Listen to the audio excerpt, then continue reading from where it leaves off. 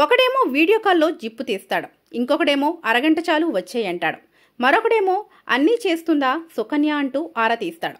ఇవేమీ సినిమాల్లోని చిలిపి డైలాగులు కాదు, వరుసబెట్టి బయటకు వస్తున్న వైసీపీ నేతల రాసలీలలు. అధికారంలో ఉన్నప్పుడు వైసీపీ నేతలు చేసిన అరాచకాలు ఒక్కొక్కటిగా ఇప్పుడు బయటకు వస్తున్నాయి. ఒకరిని మించి మరొకరు సకల కళా వల్లభులు అనిపించుకుంటున్నారు. 4 పదుల వయసు దాటినా వీళ్లు చేసే నాటి వేషాలు తెలుగు రాష్ట్రాల్లో హాట్ టాపిక్ గా మారాయి. ఇప్పటికే వేధింపుల ఆరోపణలతో తలపట్టుకుంటున్న వైసీపీ అధిష్టానికి ఇప్పుడు మరో కొత్త తలనొప్పి వచ్చిపడింది. ఐపీఎస్ అధికారితో కలిసి వైసీపీ ఎమ్మెల్యే అభ్యర్థి ఓ హీరోయిన్ ను వేధించిన ఘటన దాదాపు 6 నెలల తర్వాత వెలుగులోకి వచ్చింది.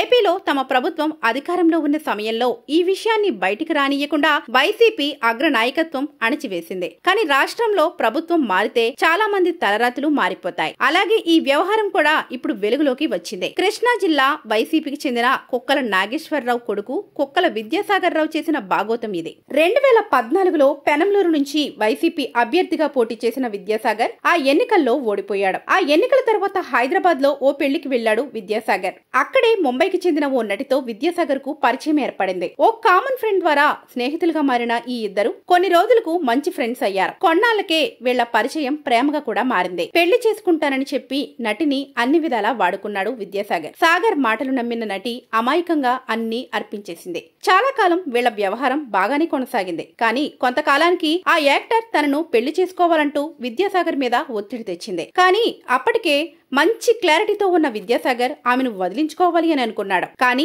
ఎలాగో తెలియదు, ఏం చెయ్యాలో అర్థం కాలేదు. వెంటనే అప్పటి ప్రభుత్వం సలహాదారు సజ్జల రామకృష్ణారెడ్డిని ఆశ్రయించాడు. జరిగిన విషయం మొత్తం చెప్పేశాడు. విద్యాసాగర్ ను కాపాడేందుకు సజ్జల ఓ మాస్టర్ ప్లాన్ వేశాడు. వెంటనే అప్పటి విజయవాడ సిటీ కమిషనర్ కాంతి రాణాను పిలిచి విషయం మొత్తం చెప్పాడు. ఇంకోసారి ఆ అమ్మాయి సాగర్ జోలికి రాకుండా ఏం చేయాలో అది చేయించండి ఆదేశించాడు. ఇలాంటి వ్యవహారాల్లో అప్పటికే ఆరితేరిన రాణా ఓ పథకం రచించాడు. వైసీపీ నేతలకు ఎల్లప్పుడూ అన్ని విధాలా సహకరించే ఆ ఆఫీసర్ రివర్స్ లో సాగర్ తో హీరోయిన్ మీద కేసు పెట్టించాడు. హీరోయిన్ తనను హనీ ట్రాప్ చేసిందని, తన ఆస్తి కాజేసేందుకు ప్లాన్ వేసిందని కేసు పెట్టించారు. ఆ అమ్మాయి కుటుంబ సభ్యులు కూడా దీనికి సహకరించారంటూ వాళ్ల మీద కూడా కేసులు పెట్టించారు. వాళ్లను అరెస్ట్ చేసేందుకు ఓ టీం ను రెడీ చేశారు. అప్పటి విజయవాడ డీసీపీ విశాల్ గున్ని నేతృత్వంలో ఈ టీం ను ముంబైకి పంపారు. పక్కా ప్లాన్ తో ఓ ఉగ్రవాదిని అరెస్ట్ చేసినట్లు ఆ హీరోయిన్ ను వాళ్ల ఫ్యామిలీని అరెస్ట్ చేశారు. ఫార్మాలిటీస్ పూర్తి చేసి వాళ్లను విజయవాడకు తీసుకువచ్చారు. కోర్టు వాళ్లకు రిమాండ్ విధించడంతో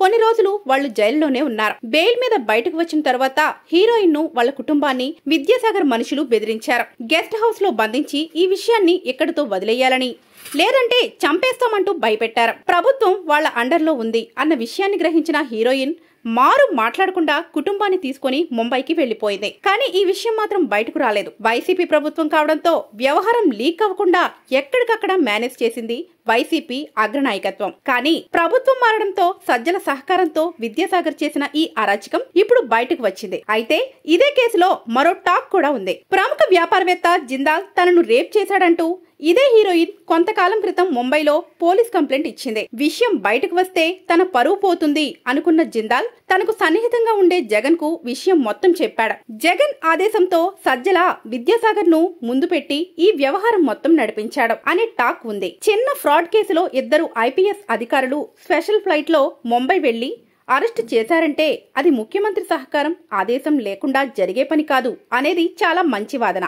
ఇందులో నిజం ఏదైనా ఓ అమ్మాయి విషయంలో వైసీపీ అగ్రనాయకత్వం చేసిన ఈ పని ఇప్పుడు చర్చనీయాంశంగా మారింది. ఇప్పటికే ఇలాంటి ఆరోపణలతో అతలాకుతలమవుతున్న వైసీపీని ఈ వ్యవహారం మరింత కుదిపేసింది.